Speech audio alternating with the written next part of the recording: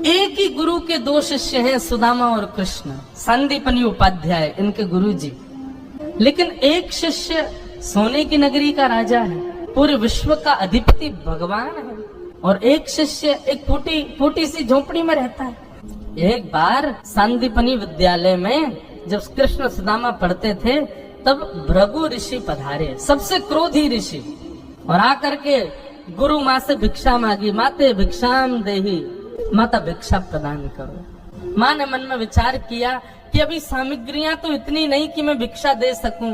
मना कर दिया, बोले भगवान आप कल आ जाना, आज तो भिक्षा के लिए सामग्री नहीं है, शाम को जब आ जाएगी तो कल आपको प्रदान कर दूंगा। अब भृगु ऋषि तो क्रोधी, उनको तो जब मांगे तब चाहिए। नेत्र बंद करके उन्होंने ध्यान लगा करके देखा, क्या इतनी बड़े गुरुकुल की रसोई में कुछ भी नहीं है। तभी उन्होंने पाया कि वन जाने वाले बालकों के लिए पोटली में मैया ने चने रख रखे हैं, कि जो बालक वन में जाएंगे पुष्प तोड़ के लाएंगे, लकड़ी तोड़ के लाएंगे, वो चने खा लेंगे वन में जाएंगे, तो उनके लिए चने रखे थे। भृगु ऋषि बोले बालकों की ज्यादा चिंता है, एक ऋषि द्वार पर आया उसकी चिंता नहीं है। थोड़ी दूर जाकर के अपने कमंडल के जल से श्रापित कर दिया, जो भी उन चनों को खाएगा वो लक्ष्मीहीन हो जाएगा, उसके जीवन से लक्ष्मी चली जाएगी, वो निर्धन हो जाएगा।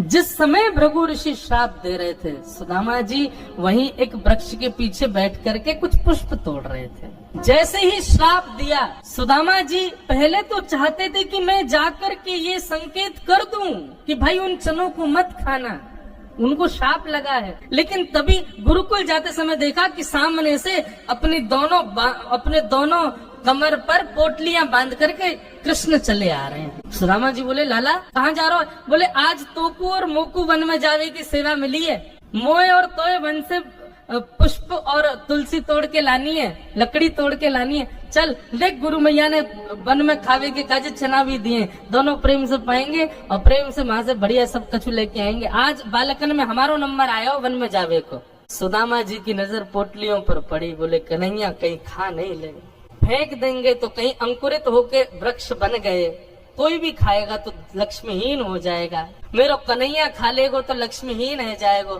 सुदामा जी जिद करने लगे, बोले सुन तू बाकी के सामान रख अपने पास, ये पोटली मोह दे दे मैं बांधू अपने कमर पे। ठाकुर जी बोले क्यों, मैंने बांध तो रखी। बोले तेरा भरोसा ना है, तो को भूख लगेगा तो मेरे बटके ने खा जाएगा, मुकू दे, जब भूख लगेगी तो दोनों बांट के खाएंगे। और जिद करके सुदामा जी ने दोनों पोटली अपने पास रख ली। वन में वृक्षों की लकड़ी तोड़ रहे हैं, पुष्प तोड़ रहे हैं, फल तोड़ रहे हैं। सुदामा जी मौका ढूंढ रहे हैं, कब मौका मिले मैं भागूं, एकांत में चने खा लूं। तभी जोर की बारिश होने लगी।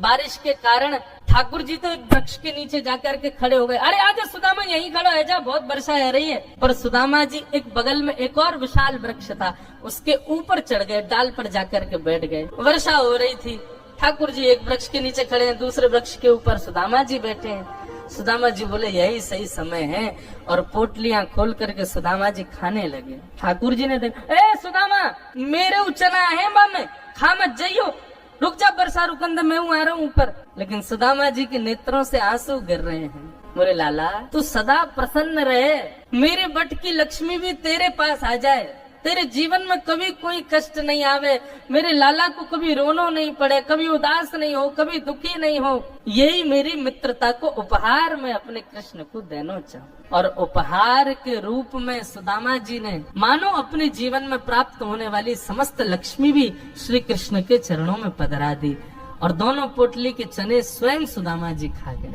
द्वारिकाधीश कृष्ण उस दिन तो सोच रहे थे कि सुदामा तूने एक बार भी विचार नहीं किया कि मेरे भी चने थे उसमें, खा गया। सुदामा जी क्षमा मांगने लगे, बोले माफ कर दे लाला, भूख ज्यादा लगी हमारे, खा गए हो। लेकिन वास्तविकता कौन जाने।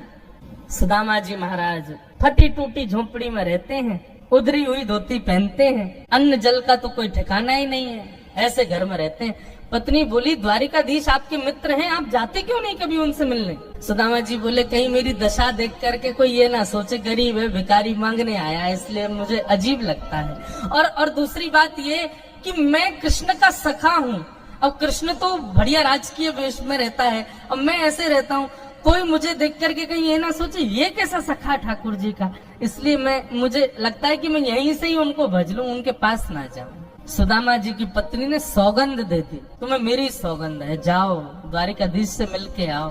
पत्नी की सौगंध मान करके सुदामा जी आज विचार करने लगे, जाऊं? कृष्ण ये तो नहीं सोचेगा कि कहां से आ गया, कुछ मांगने आया है। कृष्ण तो नहीं सोचेगा, लेकिन उसकी पटरानियां, उसके राज्य के लोग, महामंत्री आदि ये सब तो नहीं सोचेंगे। सुदामा जी को बहुत संकोच हो रहा है, लेकिन पत्नी की सौगंध है तो निकल पड़े। पत्नी ने 4 घरों में जाकर के अलग अलग एक एक मुट्ठी चावल लिए, जानबूझ। क्यों? ताकि जब ये पोटली द्वारिकाधीश देखेंगे तो अलग अलग प्रकार के चावलों को देख के पहचान जाएंगे कि एक दाना भी सुदामा के घर का नहीं है। थोड़ी तो कृपा करेंगे मेरे ऊपर। सुदामा जी पोटली दबाए निकल पड़े। सुदामा जी महाराज धीरे धीरे चल करके द्वारिका की ओर जा रहे हैं। चलते चलते महीनों बीत गए सुदामा जी को। तभी एक व्यक्ति से बोले, भैया द्वारिका नगरी कितनी दूर रह गई है अभी यहाँ से? व्यक्ति हंस करके बोला, भगवान आप गलत आ गए हो। बोले गलत? कितने दूर आ गए? बोले अभी आप कम से कम 50 कोस और पीछे जाओ, वहाँ से एक रास्ता मुड़ेगा, वो द्वारिका को जाता है, आप तो कहीं और पहुँच जाओगे अभी। सुदामा जी महाराज बोले, भले पधारे भैया द्वारिकाधीश। चलते चलते चलते मैं तो वैसे ही आधो जाऊंगा, मुँह तो लगे मेरे प्राण ही निकल जाएंगे, मैं द्वारिका पहुँच ही ना पाऊंगा। अब लाला तू वैसे तो हमारे हृदय में बैठो है, चल के तो हम पता ना कब पहुँचेंगे, लेकिन लाला तेरी अगर इच्छा हो तो तू ही बुला ले अब मुँह। और ऐसा कह के सुदामा जी वहीं एक वृक्ष के नीचे लेट गए। जैसे ही लेटे थोड़ी बहुत देर में ही उनको थोड़ी ध्वनि सुनाई देने लगी। नेत्र खोल करके देखा, सोने की नगरी है, चारों ओर जय श्री कृष्ण जय श्री कृष्ण जय श्री कृष्ण नाम की ध्वनि आ रही है। सुदामा जी महाराज थोड़े प्रसन्न हो गए। बोले भैया ये कौन सी नगरी है? किसी व्यक्ति से पूछा ये कौन सी नगरी है? बोले भगवान ये द्वारिकापुरी। मेरे कृष्ण मित्र की नगरी द्वारिका? बोले हाँ ये द्वारिकाधीश की नगरी द्वारिका। सुदामा जी तो नाचने लगे, जय हो वारे कन्हैया तेरी कृपा। भैया ये द्वारिकाधीश कहाँ बैठे होंगे? बोले सामने जो महल दिख रहा है इसी के राजा हैं द्वारिका, आप चले जाओ। सुदामा जी गए द्वारपालों से जाकर के बोले, भगवान मेरी फटी हुई धोती और मेरे पतले दुबले तन को देख करके आप ये मत सोचना मैं गरीब हूँ कुछ मांगने आया हूँ। पहले ही स्पष्ट कर दिया, मैं कृष्ण का सखा हूँ। हम दोनों एक साथ एक ही गुरुकुल में पढ़े हैं, नाम मेरा सुदामा है। आज अपने सखा से मिलने आया हूँ, आप कृपा करके उनको जाकर के ये बता दीजिए। और सुनिए, यदि वो बहुत व्यस्त हो तो उनको परेशान मत करो, आपके इतने बड़े महल में कोई खिड़की हो वहाँ से मुझको उनका दर्शन करा दो, मैं तो केवल उनको देखने आया हूँ। द्वारपालों ने बंधुओं ससम्मान सुदामा जी को बैठाया। कहा महाराज द्वारिकाधीश प्रसाद पा रहे, हम फिर भी निवेदन कर देते हैं। भीतर जाके द्वारपालों ने जैसे ही बताया, द्वार पर आपके सखा आए हैं, बचपन के मित्र हैं, नाम उन्होंने सुदामा बताया है। सुदामा नाम सुनते भगवान खा रहे थे, खाते खाते रुक गए। बोले क्या नाम बताया? बोले सुदामा।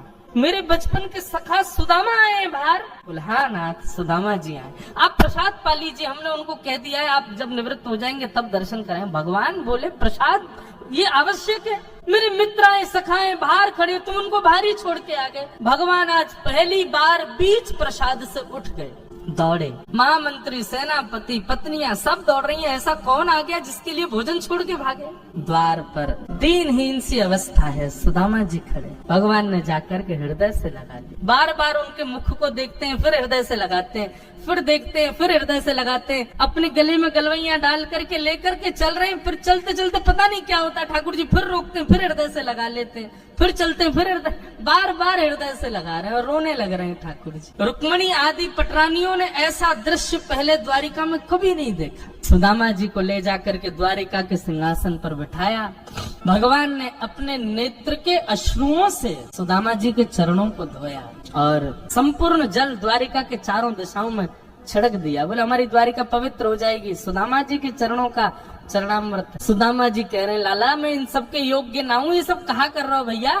ठाकुर जी बोले आप किसके योग्य हो और कौन किसके योग्य? मुझसे बढ़िया कोई नहीं जानता, चुपचाप बैठे रहो, जो करना है करने दो। जो लक्ष्मी सदा के लिए विहीन हो गई थी, उसे वही लक्ष्मी आज सुदामा जी के चरण पहुंच रही है। भगवान की सुदामा जी की थोड़ी मैत्री चर्चा हुई। सुदामा जी से भगवान ने पूछा, सुदामा जी ब्याह हो गए आपके? बोले हाँ लाला है क्यों ब्याह? बोले ब्याह कर लिया, हमको नहीं बुलाया। बोले लाला कर्जा लेके ब्याह कियो और वह ब्याह में भी सबन को भोजन करावे के चक्कर में मैं और तेरी भाभी तो भूखे ही रहे। 4 दिन बाद पड़ोसी ने आके भोजन दियो तब जाके तो पेट भरो। अब वहाँ में तो को बुलाते तो लाला तो पवानो तो बहुत दूर की बात।